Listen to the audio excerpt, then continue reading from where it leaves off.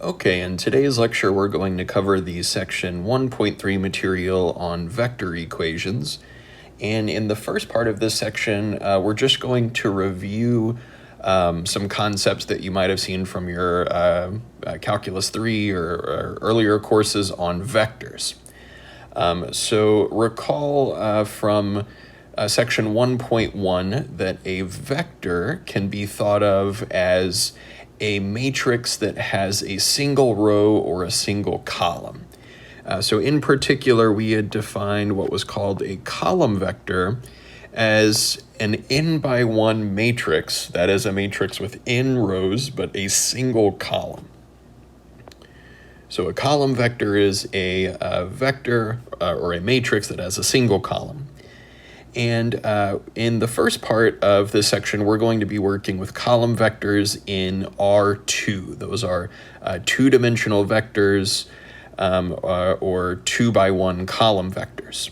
So we would say that a column vector in the real plane, or R2, is a column vector that has two entries. So for instance, some vector A, denoted in boldface for a vector that has entries A1 and A2, where A1 and A2 are real numbers, which we would call the entries of A, or maybe the components of the vector A. Now, typically, vectors in, say, physics or engineering can represent things like forces, velocities, accelerations. So if we're thinking about maybe a vector representing a force acting on an object in 2 dimensions, we can represent a vector or that force using an arrow. So a representation of a vector is an arrow that has some initial point and a terminal point. And the length of that arrow represents the magnitude of our vector. So maybe the magnitude of the force that is being applied to some object moving through 2 dimensions. And the arrow for our representation is pointing in the direction of the vector. That is the direction in which the force is being applied, if we're talking about a force vector. Now, the components, A1 and A2 of our vector, indicate how much that vector is acting in the positive x and y directions, respectively. So, for instance, if we're working in R2, that is the real plane, maybe the xy plane,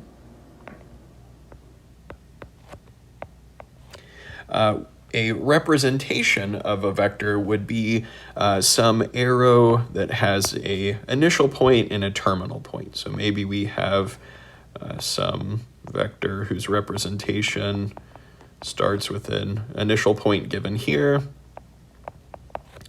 and then maybe we have a terminal point somewhere in the plane, and the vector or a representation of a vector would be some arrow that has the given initial and terminal point. So this vector we could denote as A, and the components of this vector, A1 and A2, are the directions that we're moving in the positive x and y axes. So A1 would be the horizontal distance we're moving from our initial point to our terminal point, and A2 would be the vertical distance that we're moving from our initial point to our terminal point. Now, any vector that has this same magnitude and direction is equivalent to this vector. Or any representation that has the same direction and the same length would be a representation of the same vector. So for vectors or representations of vectors, I can shift the vector to have any initial point that I want in the xy plane. And one specific representation that we're sometimes interested in is the representation whose initial point is the origin, and that vector representation is sometimes called a position vector. So if our initial point is the origin, And we have the representation of our vector A, starting with the initial point at the origin. That is what we would call the position vector, or position vector representation of the vector A. Now, a problem of interest that you might have already seen in your calculus courses is how to find a vector with a given initial and terminal point. So let's look at how to do that. The vector which has an initial point A, whose xy coordinate is x1, y1, and a terminal point B, given by the point x2, y2, is denoted as follows. We would have AB with a vector arrow over AB, and the x component of that vector would be x2 minus x1, and the y component of that vector would be y2 minus y1. That is the distance that we've moved in the x direction for our first component, and the distance that we've moved in the y direction for our second component. So let's look at an example using or reviewing vectors a little bit. So in this next example, we are asked to find a vector whose representation is the arrow or directed line segment that has initial point A as 4, -1, and terminal point B as 1, 2. And then we want to draw that vector, representation AB, and the corresponding position vector. So let's start by finding the vector itself. So the vector with initial point A, terminal point B is denoted as follows. And the first component of that vector would be x2 minus x1. So that is the x coordinate of my terminal point, which was 1, minus the x coordinate of my initial point, which was 4. And for our second component, we take the difference in the y coordinates for our terminal and initial point. So we would have 2 minus a -1 or plus 1. And this gives us the vector AB, whose components are -3, +3. So let's draw that vector representation on our xy plane here. So say this is the xy plane. Our initial point was the point 4, -1. So 1, 2, 3, 4, -1 was our initial point A. And our terminal point was the point 1, 2. So here we have our terminal point B. And the vector from A to B would have the following representation. So this is the vector whose components were -3, that is, we're moving 3 units to the left from our initial point, and then 3 units upward. So 1, 2, 3 to get to that terminal point B.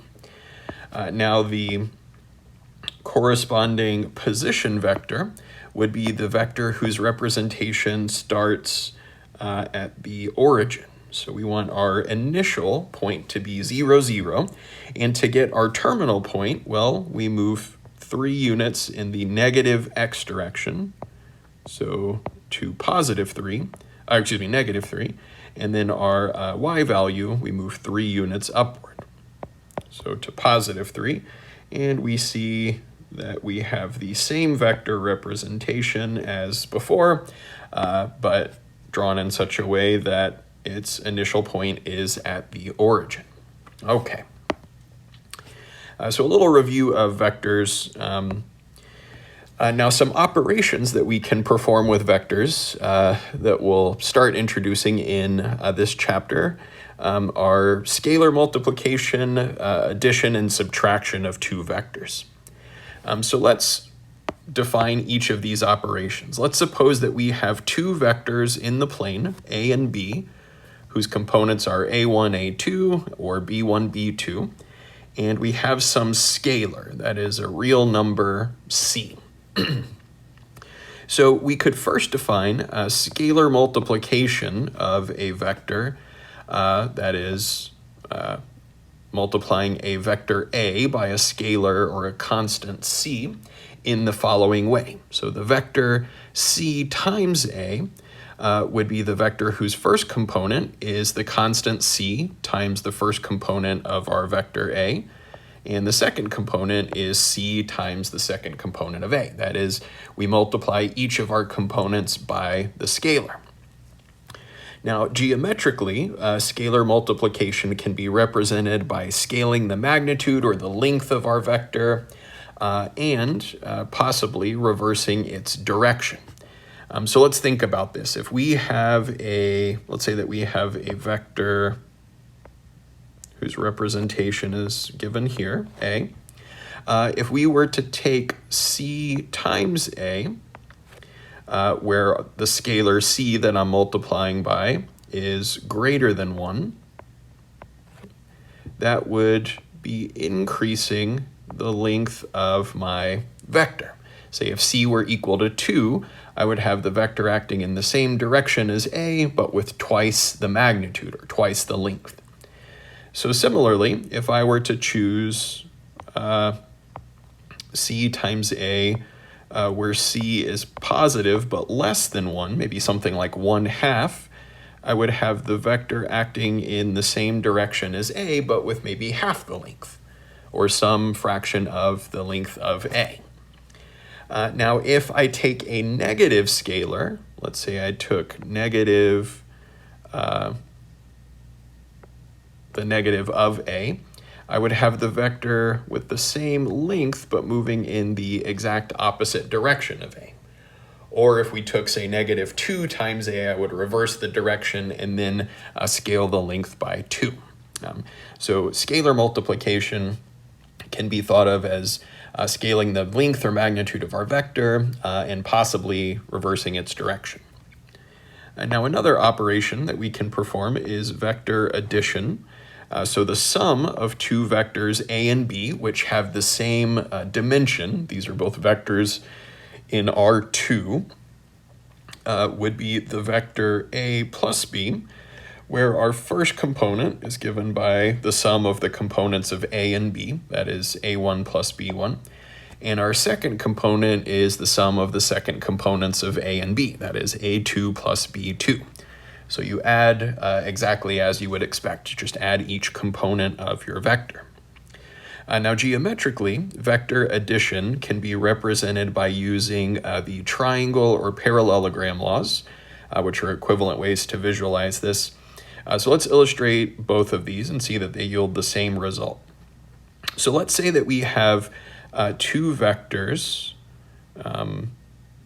Let's draw a representation of one, a vector a and a vector b. Now I'm going to draw the representation of b such that b, the initial point of b, is the same as the terminal point of a.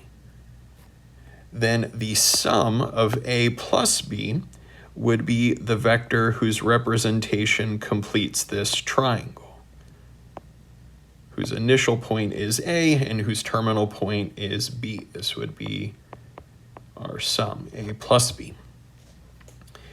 So this is known as the triangle law for visualizing the sum of a and b, or another way to think about this representation would be using the parallelogram law. Now for the parallelogram law, you draw the representations of your vectors a and b such that they have the same initial point.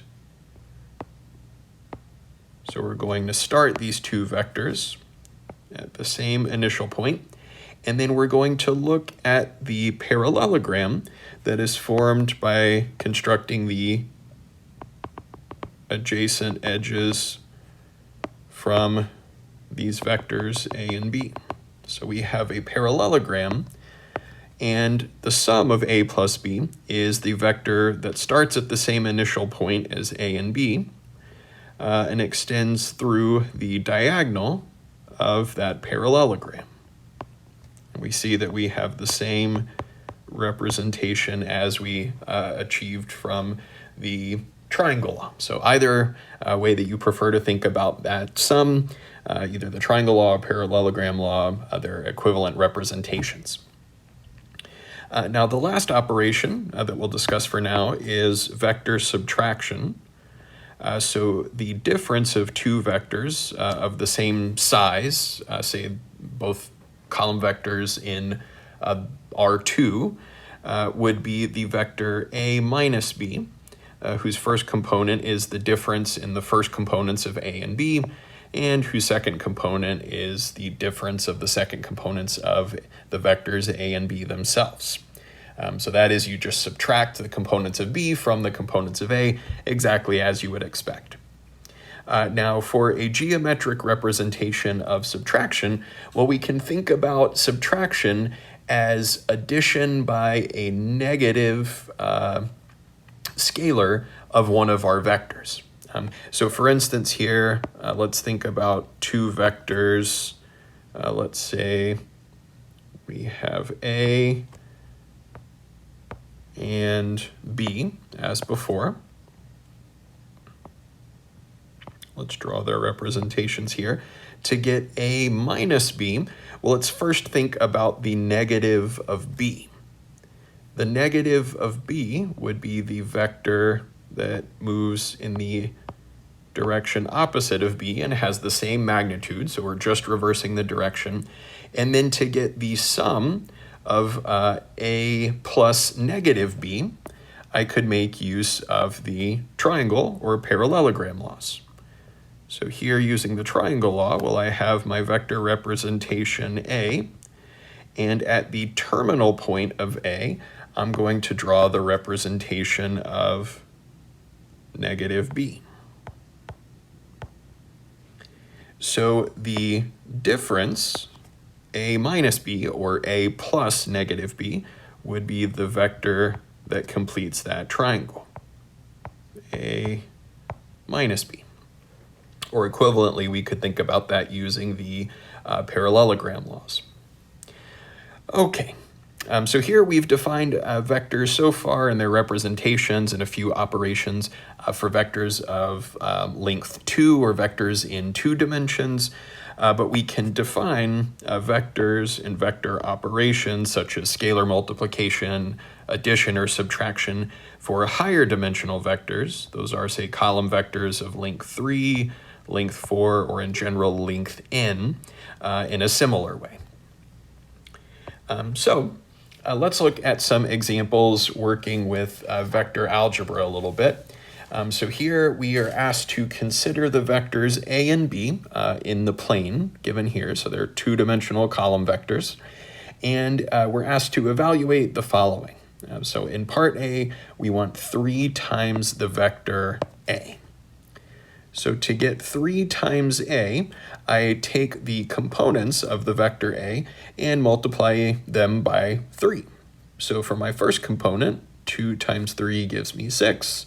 And in my second component, I have 3 times negative 1, or negative 3. Similarly, in part B, when I'm asked for 2 times B, I'm going to multiply each component of B by the scalar 2. Giving me 8 and 14. So in part C, we are asked for 3a plus 2 times b. Now in part A, we found 3a to be 6, negative 3. And then we are adding 2 times b. And in part B, we found 2 times b to be 8, 14. So to find the sum of those two vectors, we add their components. To get our first component, we take 6 plus 8, giving us a 14. And for our second component, we have a negative 3 plus 14, which leaves us with 11. And then in part D, we are asked for b minus 2a. So let's write this out. First off, we have the vector b, which was given as 4, 7 in the problem statement. And then we are subtracting 2 times a. Now to get 2 times a, we take each component of a and multiply through by 2. So here we would have 4, negative 2. and taking the difference of these values. Well, for our first component, we have 4 minus 4, or 0, and second component, 7 minus a negative 2, or 7 plus 2 gives us 9. Okay. So we could, of course, extend these definitions if we were working with vectors of length 3 or length 20, or no matter what the length of them, we could define similar operations that we did for vectors in the plane. So what we'll start moving towards, now that we've reviewed a little bit of vectors from your calculus courses, we'll talk about linear combinations of vectors and start to see how linear combinations are related to the solutions of linear systems. So let's start by introducing a little bit of terminology. Let's suppose that we have a set of vectors, v1, v2, up through vp. So we have p vectors in Rn. So these are vectors in space, or of length n. These are n by 1 column vectors. And let's suppose that we have scalars. Those are just real numbers, c1, c2, up through cp. Then we would say a vector y, which would be defined as y equals a constant c1 times our first vector v1 plus c2 times v2 plus c3 times v3 and so on up through cp times vp is called a linear combination of the vectors v1 through vp. So we see that this looks very similar to our definition of a linear equation, but now instead of just having variables x1, x2 up through xp, we have vectors v1, v2 through vp. So this linear combination of those, this linear equation involving those variables is called a linear combination of those vectors. And the scalars, c1, c2 through cp, that we're multiplying our vectors by, are called the weights of that linear combination. So a question of interest throughout this course will be something like the following. If we were to be given a collection of vectors, let's say a1, a2, a3, and b, we are sometimes curious to see whether b, the vector b, can be expressed as a linear combination of the three vectors a1, a2, and a3. So the question that we're asking here is the following. Do there exist, or maybe does there exist, weights C1, C2, up through, really just C3, we're only working with three vectors here, such that B is a linear combination of C1 times A1, C2 times A2, plus C3 times A3. So let's see if there are constants such that B is a linear combination of the three vectors A1, A2, and A3. So let's write this out, starting with our left-hand side maybe. We're looking at C1 times A1. So that is C1 times the vector 1, negative 2, 2, plus C2 times A2. So we have C2 times the vector A2, which was 0, 5, 5. And then plus C3 times A3. So that is C3 times the vector A3, which was 2, 0, 8. And we want to know, could that be equal to our vector B? And the vector B that we were given was negative 5, 11, negative 7. So on the left-hand side of our equation, if we calculate each of these vectors by multiplying our scalars C1, C2, and C3 through to each component of our vector, and then take the sum of these, we would have, for the first component of our vector on the left-hand side, C1 plus 0 times C2 plus 2 times C3 would have to equal to the first component of our vector b, which was -5. Now looking at the second component of the sum on the left-hand side, we have -2c1 plus 5c2 plus 0c3 would have to equal to 11. And in our third component, we have 2c1 plus 5c2 plus 8c3, which would have to equal -7 in order for b to be a linear combination of these three vectors, a1, a2, and a3. So at this stage, we can see that this equation involving our vectors really defines a linear system. So we have a linear equation involving the variables C1, C2, and C3, and we've got three linear equations involving those three variables. So we have a linear system that we're trying to solve. We want to know, does this system have a solution? So as we saw in section 1.2, to solve a linear system, we could express it as an augmented matrix and then try to express that matrix in reduced echelon form. So let's write out the augmented matrix for this system. For our first row, we have 1c2 plus 0c2 plus 2c3 has to equal -5. For our second row, we have -2c1 plus 5c2 plus 0c3 is 11.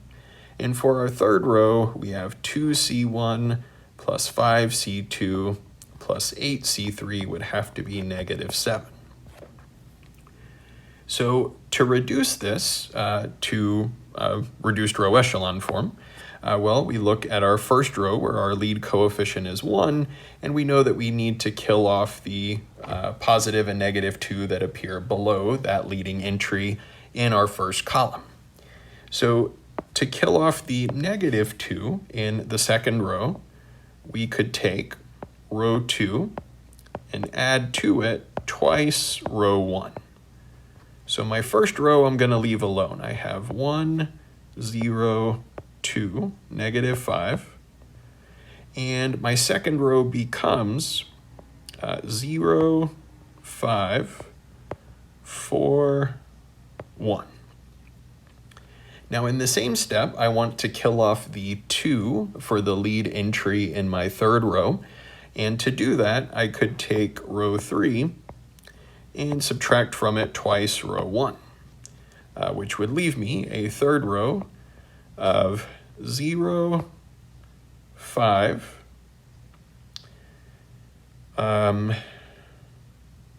let's see, -2 times 2 is -4 plus my 8 would give me a +4, and then in my right-hand side, let's see, we have 10 minus 7 would be 3. So now my first column looks exactly as I want for reduced row echelon form. Moving to the lead entry in my second row, we have a +5, and above that entry I have a 0. Below that entry I have a 5. I know I want to kill off the 5 that appears below that entry. So one way that I could do it would be to subtract row 2 from row 3. So here, this would be row equivalent to the matrix we get by taking row 3 and subtracting row 2 from it. So our first row is still 1, 0, 2, -5. Our second row, I'm going to leave alone for now. We've got 0, 5, 4, 1. And subtracting the second row from the third, we have 0, 0, 0, 2. So recall from the last section, if our matrix in echelon form has a row of the form 0, 0, 0, and in our last column we have some non-zero number b, we have an inconsistent system.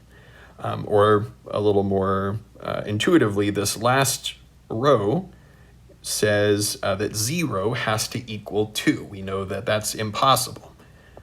So here our system is inconsistent. 0 cannot possibly be equal to 2. So that means there is no solution of this system. So in other words, there are no constants or weights C1, C2, and C3 such that this equation would hold. So for our answer here, when we were asked to determine if B is a linear combination of A1, A2, and A3, we would say that it is not a linear combination. So here B is not a linear combination of the vectors A1, A2, and A3. Since the system, the linear system that arrived by looking at that equation is inconsistent. Okay. So we see from our last example that when we are looking at a vector equation, something of the form x1 times a vector, a1, plus x2 times a2, plus xn through an is equal to a vector b, this equation would have the same solution set as the linear system whose augmented matrix has its columns as the vectors a1, a2 up through an, which are our given vectors here, and a last column of b. That is the matrix which we would denote as a first column of a1, second column a2, and so on up through an, and our last column would equal to b.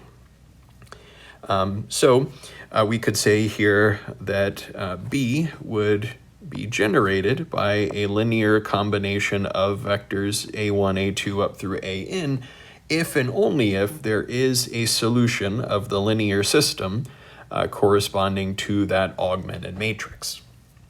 So to see that maybe a little more precisely, let's look back at this last example. So let's look at these vectors here that we were given.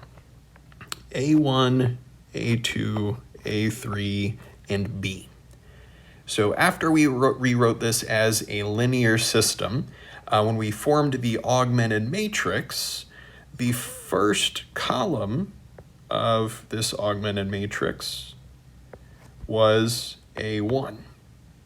The second column, 0, 5, 5, was exactly the vector A2.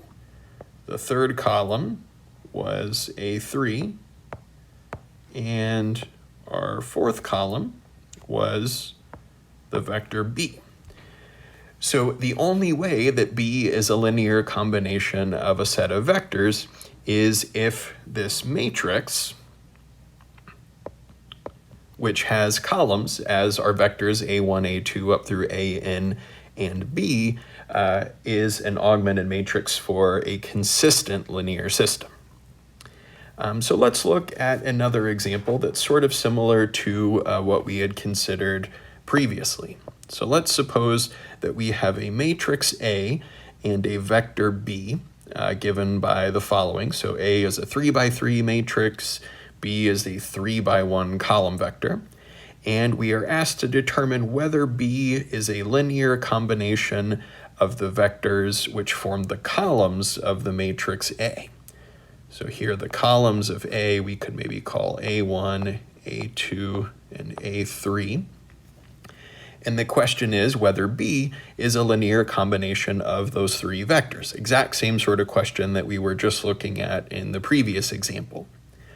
So we have seen from that first example, the only way that B is a linear combination of these vectors is if the matrix whose columns are these vectors. So our first column would be 1, 0, 1. Second column, -2, 3, -2.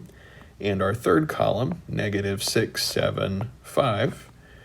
With our last column being B, 11, -5, 9. So the only way that B is a linear combination of our vectors is if this augmented matrix is a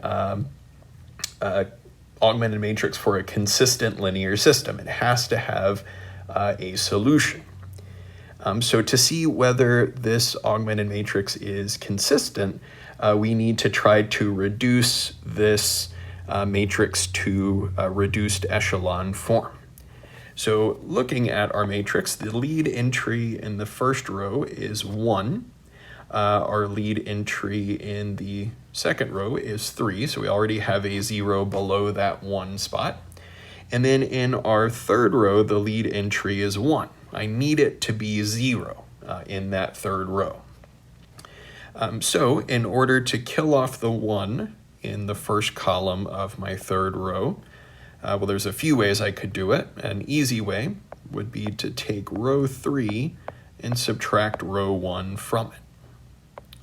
So my first row remains the same. 1, -2, -6, 11. My second row I'm going to leave alone. We've got 0, 3, 7, -5. And my last row, when I subtract the first row from it, well, 1 minus 1 is 0. -2 minus the -2 is 0. 5 minus a -6, or plus 6, gives me 11. And then on the right-hand side, we have 9 minus 11, or -2.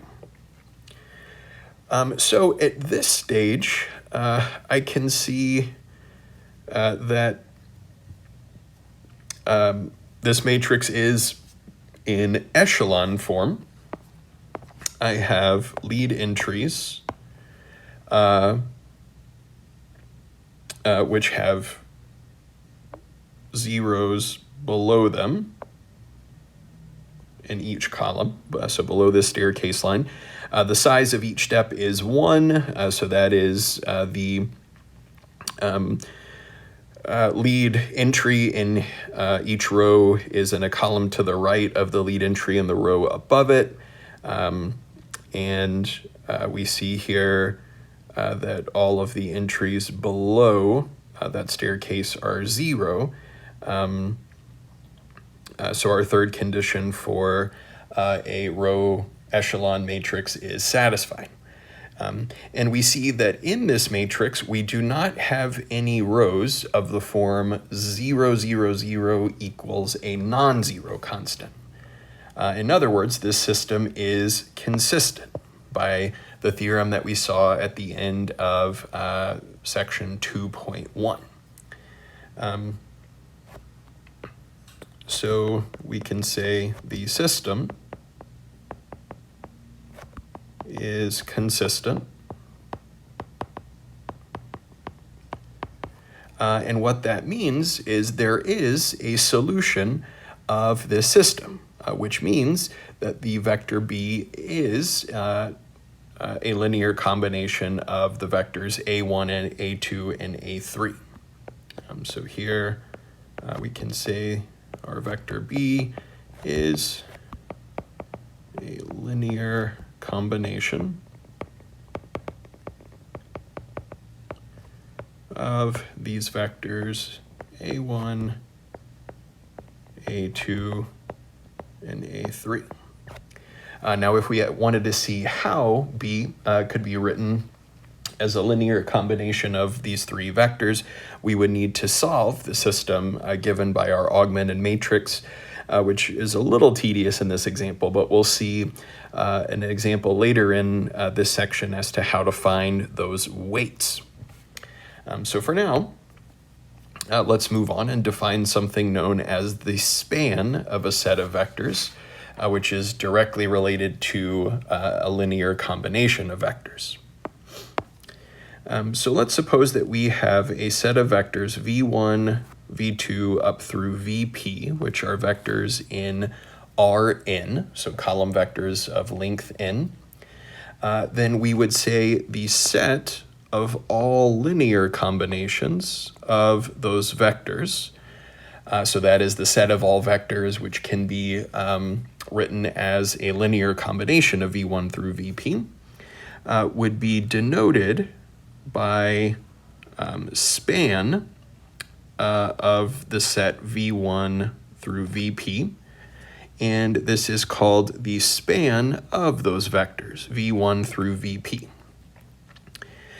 So formally, that is our formal definition, but maybe more intuitively here, we could say that the span of a set of vectors v1, v2 up through vp is the set of all vectors which can be written as a constant times v1 plus a constant times v2 plus a constant times vp.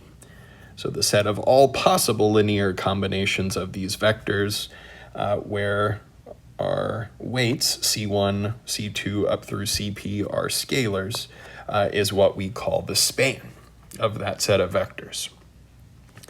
And the span of a collection of vectors is actually a subset of Rn, the space that these vectors lie in. So in particular, a simple case to help visualize that, let's think about a geometric representation of the span of a single vector or two vectors in space. So let's say that we have a vector v, which is some non-zero vector in 3 dimensions. So the span of a single vector would be the set of all linear combinations of that vector. Now, if we only have a single vector, a linear combination of that single vector v would be some scalar times that single vector. So this span of a single vector is the set of all scalar multiples of that vector. And geometrically, this defines a set of points on a line in space which passes through the origin and moves along the direction of our vector v. So to see that a little more clearly here, let's think about 3 space. So we have our x, y, and z coordinate axes for space. And let's say that we have some vector v whose representation as a position vector starts at the origin, and we have some vector v here shown in space. So the set of all linear combinations of that vector, well, if we multiply the vector v by scalars that are larger than 1, we're making the length of that vector larger. So for all possible scalars, we're extending infinitely far along the direction of the vector positive v. Or if we take c to be a negative number, then by ranging over all possible negative scalar multiples, we're extending along this line in the direction acting opposite of our vector v. So here we have a line passing through the origin in space, which would represent the span of a single vector. Now, in a similar way, let's say that we have 2 vectors, u and v, which are non-zero vectors in space, where u is not a scalar multiple of v. So that is, u and v do not lie on the same line. So in this case, the span of the set of vectors u and v, that is the span of two vectors, would denote a plane passing through the origin which contains the vectors u and v themselves. So let's visualize this one too. So again, in space, let's say that we have our coordinate axes, x-axis, y-axis, and our z-axis. And let's say that we have two vectors, v. So let's maybe take the same vector v as before, whose representation is a position vector starting at the origin. And we have some vector u, which does not lie on the same line as v. So here we said u is not a scalar multiple of v, so it doesn't lie on that line. So the span of these two vectors would be the set of all vectors which are a linear combination of these two. Now, if we multiply u or v by some scalars, say c1 or c2, we define two lines in space. Looking at the set of all scalar multiples of v, we get the same line that we had from the span of just v itself. And looking at the set of all scalar multiples of u, we get another line which passes through the origin and extends or is parallel to u itself.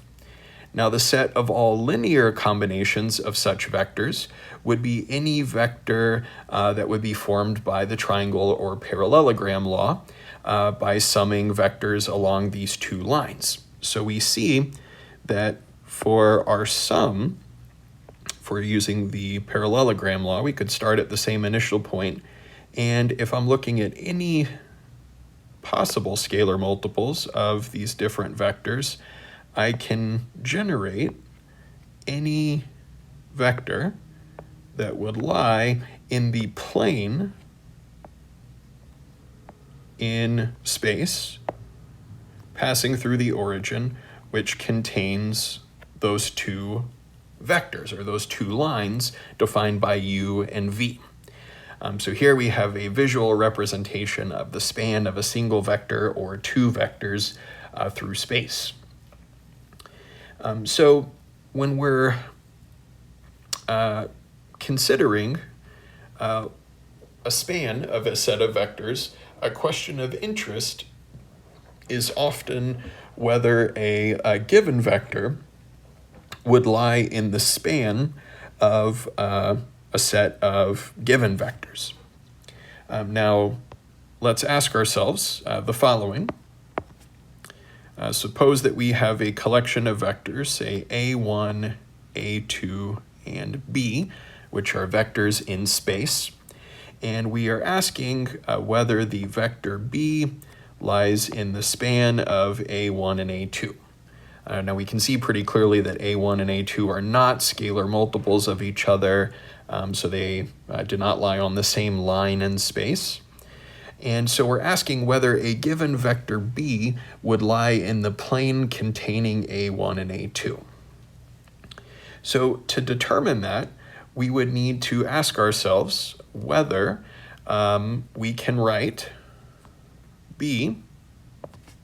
So the question we're really asking is whether b can be written as a linear combination of the vectors a1 and a2. So do there exist weights c1 and c2 such that this equation would hold?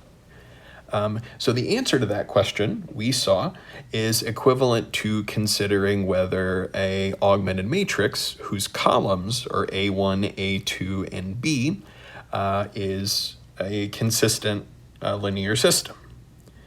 So if we look at the matrix whose columns are a1, which was 1, -2, 3, a2, which was 5, -13, -3, and b, which is -3, 8, 1. We want to know whether this augmented matrix is a matrix for a consistent system. So to simplify here, we would start with our first column. So the lead entry in our first row is 1. And in that first column below 1, I need to get zeros for these entries in my second and third row. So to kill off the -2 in our second row, I could take row 2 and add to it twice row 1. So my first row I'm leaving alone. I have 1, 5, -3. My second row becomes 0, -3, 2. And in the same step, I'm going to kill off the +3 in my first column of the third row by taking row 3 minus 3 times row 1, which would give me a 0. Minus 15 minus 3 is -18. And let's see, 9 plus 1 gives me a 10 there. So now for my lead entry of the first row, I have a 1 with zeros everywhere below that. Now my lead entry for the second row is a -3, and I know that I need to kill off the -18 that appears below that in order to put this thing in echelon form. So to get rid of that -18, I could perform the following operation. I could take my third row and subtract from it 6 times the second row. So my first row, I'm still leaving alone. I've got 1, 5, -3. In my second row, I have 0, -3, 2. And in my third row, when I perform this operation, I have 0. 18 minus 18 leaves me 0. And then I've got -12 plus 10. It leaves me with a -2. So notice that this last equation in my augmented matrix says that 0 has to equal -2, which is inconsistent. Since 0 cannot equal to -2, therefore, the vector b does not lie in the span of the vectors a1 and a2, or geometrically, b is not in the plane defined by the vectors a1 and a2. All right. So when we are curious about whether a given vector lies in the span of vectors, again, all we're asking is whether a given vector can be written as a linear combination of the other vectors.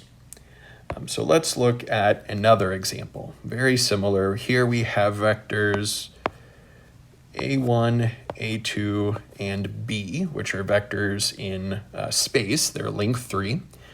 And we are asked for what value or values of h, where h appears in the first component of our vector b, does the vector b lie within the plane spanned by a1 and a2. So it's a problem very similar to the example we just considered. The only way that b will lie in the span of a1 and a2 is if the matrix, which has these vectors as its columns, is the augmented matrix for a consistent linear system.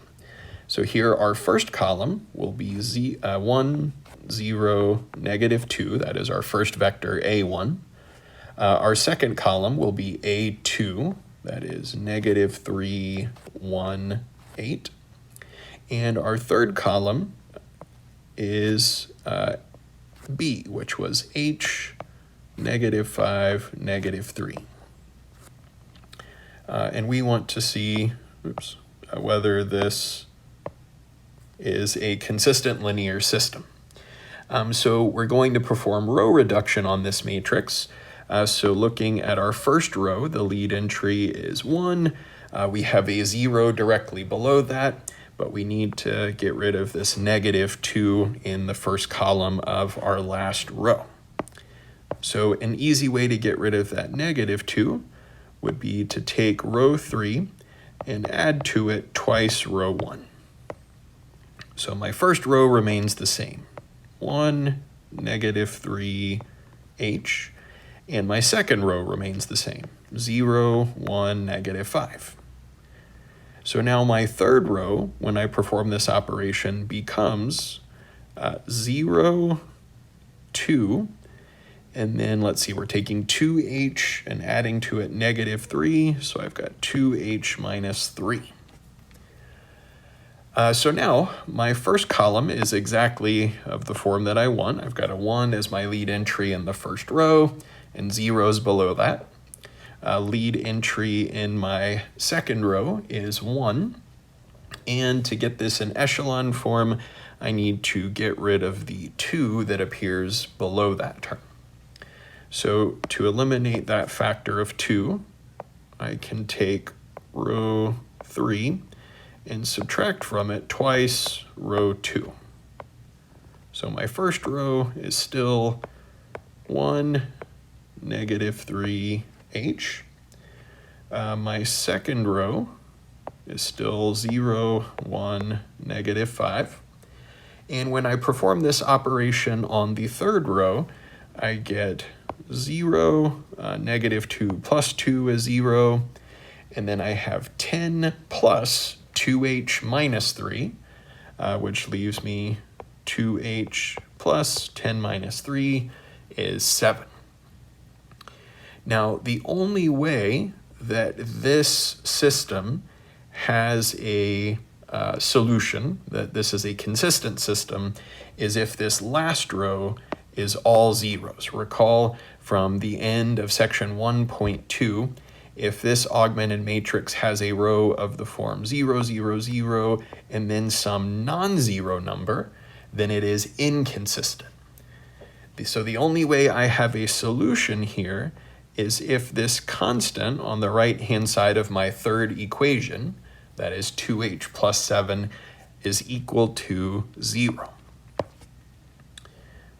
So here we're going to let our constant 2h plus 7 equal to 0. So 2h is -7, h is -7 halves. So there is only one value of h, namely -7 halves here, for which the vector b lies in the plane spanned by a1 and a2. Okay. So in our last example, let's look at the following. We have a matrix A, which is 3 by 3, and a vector B, which is a vector in space, 3 by 1 column vector. And we are told to denote the columns of the matrix A as A1, A2, and A3. And then we're going to let capital W denote the span of those three vectors. That is the set of all linear combinations of A1, A2, and A3. So we are asked in two parts, part A, to list three vectors in W. So that is three vectors which lie in the span of A1, A2, and A3. And for each vector, show the weights on A1, A2, and A3 used to generate that vector and give the three entries of this vector. So an easy way to generate vectors that lie within the span of a given set of vectors is to let the weights of certain vectors be 0. So to generate one vector, let's call it maybe V1, that lies in the span of A1, A2, and A3, well, let's choose an easy linear combination of those three vectors. So an easy choice would be to take 1 times A1 plus 0 times A2 plus 0 times A3. So here, the linear combination that I'm considering is the combination of A1, A2, and A3, where only one of my weights is non-zero. Maybe just choose it to be 1. So we're left with just 1 times A1, which was the first column of A. That is 2, -1, +1. So that was one vector that we could choose. As another choice, so here we're supposed to list 3 vectors, so another choice, V2, well, we could take maybe 0 times A1 plus 1 times A2 plus 0 times A3. So again, we're looking at a linear combination of the vectors A1, A2, and A3, where only one of our vectors, or only one of our weights, is non-zero. So if we choose that weight as 1, well, we're just left with 1A2, which would be the second column of A. That is 0, 8, -2. And so for a third vector, well, easy choice. If we stick with the convention we've been working with, we could take 0A1 plus 0A2 plus 1A3, which is just A3, or the vector 6, 5, 1, the last column of A. So of course it stands to reason that the vectors A1, A2, and A3 would lie in the span of that set of vectors. If we look at all possible linear combinations of a set of vectors, well, each vector has to lie within that span itself. And we can see that by using certain weights as 0 and other weights as 1. Now, if we want some more interesting examples, let's do a little scratch work to the side. For some more interesting cases, we might look at a fourth vector, let's say V4, as being 1 times A1 plus 1 times A2 plus a 0 times A3 maybe. So we just get the sum of the first 2 columns of the matrix A, which would leave us with 2 plus 0, -1 plus 8 is 7, 1 minus 2 would be -1. So this vector would be another vector in the span of A1, A2, and A3. And by choosing different values for your weights, well, you see, of course, you can generate infinitely many vectors that lie in that span. Now, another question would be, in part B, does a particular vector lie in the span of A1, A2, and A3? And here we're looking at the vector B. Does B, which was the vector we were given here, 10, 3, 3, lie in the span of A1, A2, and A3? And if so, we want to write B as a linear combination of those vectors. So let's look at it. In order to determine whether B lies in the span of these 3 vectors, we need to see whether the matrix, which has these vectors as its columns, is the augmented matrix for a consistent linear system. So here my first column would be A1. I had 2, -1, 1. My second column is A2, 0, 8, -2. My third column is A3, that is 6, 5, 1. And my fourth column would be the vector B, 10, 3, 3. And I want to see if this is consistent. So let me see if I can reduce this system to reduced row echelon form. So there's several ways we could do this, maybe working along my first row. Well, I see the lead entry in my first row is a 2. I know that I want to have a 1 as that lead entry in the first row. And an easy way to get a 1 for this system, well, there's a couple of ways. I could add the second row to the first row to get a positive 1 there. Or if I notice that each entry in this first row is even, I could simply multiply my first row through by 1/2.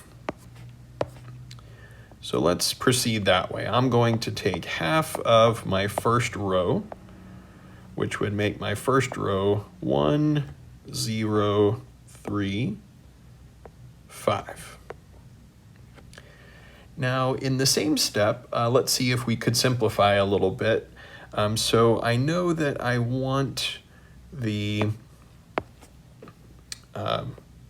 entries in the first column, second and third row, to both be zeros. So in this step, I could maybe kill off one of those terms by adding either the second row to the third or the third row to the second. And I'm going to proceed by adding, let's take row 3 and add row 2 to it. So I'm going to leave row 2 alone. I've got -1, 8, 5, 3. In my last row, if I add the second row to it, I have -1 plus 1 is 0. 8 minus 2 is 6. 5 plus 1 is 6. And 3 plus 3 is 6. So now we can simplify a bit further. I have a 1 in the lead entry of my first row. I want to use that to kill off the -1 that appears as the lead entry in my second row. So an easy way to do that here would be to take the sum of these two. So we would have row 2 plus row 1. So my first row is still 1, 0, 3, and 5. My second row becomes 0, 8, 8, 8. And in my last row, I'm going to simplify a little bit. So I have a lead entry of 6, but notice that every entry in that last row is equal to 6. So if I divide through by 6, I can get a 1 as my lead entry in that row. So let's take 1/6 of row 3, which gives me 0, 1, 1, 1. So now, proceeding a bit further, we have a 1 for the lead entry in our first row and zeros below that. The lead entry in our second row is an 8, and I know that I want it to be a 1. Now again, we see that each entry in that second row is equal to 8, so an easy way to get 1 there would be to take 1/8 of our second row, which gives us 1, 0, 3, 5 for our first row. Dividing the second row through by 8, we have 0, 1, 1, 1, and my last row is still 0, 1, 1, 1. So at this stage, of course, you can see your second and third rows are identical. So we have here a 1 entry. A 1 entry is the lead entries for our first and second row, and I need to kill off the 1 that appears below the lead 1 in our second row. And an easy way to do that here is by taking row 3 minus row 2. So this leaves me 1, 0, 3, 5, 0, 1, 1, 1, and taking the difference of my two identical rows, I'm left with a row of all zeros. So here I have 2 pivot columns, and then I have 1 column that corresponds to a value, let's say x3, or a weight x3, which is not a pivot column. So I'm going to let that variable be a free variable. So here, let's choose x3 to be a free variable. Now to find x1 and x2, we can look at our previous two equations. So our second row of this equation says 1x2 plus 1x3 is equal to 1. So solving for x2, we have 1 minus x3. And looking at our first equation, we have 1x1 plus 3x3 is equal to 5. So x1 is equal to 5 minus 3x3. So here we have a solution set given by x1, x2, x3, where x1 is 5 minus 3x3, x2 is 1 minus x3, and x3 was a free variable. That is, I can let x3 be any real number I want. So let's think about what this solution set tells us in the context of the problem. We were asked, is B within the span of these three vectors? Now we saw that our augmented matrix does indeed have a solution, in fact, infinitely many solutions. So the first part of our answer here is yes, the vector B lies in W, which was the span of our three vectors, A1, A2, and A3. And then we were also asked, well, if if B does lie in the span, we want to write B as a linear combination of our three vectors, A1, A2, and A3. So to write B as a linear combination of our vectors, we need to assign weights to A1, A2, and A3. And the weights that I can choose would be any weights that lie in this solution set. So to choose an easy set of weights, I'm going to choose my free variable, that is x3, to be 0. In which case, x1 would be equal to 5, and x2 would be equal to 1. So one way that I could write B as a linear combination of A1, A2, and A3 would be to take 5 times A1 plus 1 times A2 plus 0 times A3. We find this by choosing x3 equal to 0. Now there's more than one way to do this. We had multiple solutions, so let's say that we chose a different value for x3. Another way that I could write B would be if I chose x3 to be maybe 1, in which case x1 would be 5 minus 3, or 2 times my vector A1, plus if x3 is 1, x2 would be 0 times A2,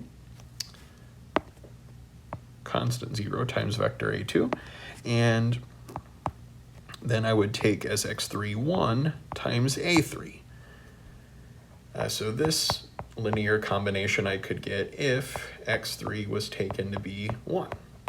Or you could choose x3 to be any other real number that you want and get other solutions. So here there are infinitely many ways to write B as a linear combination of these three vectors.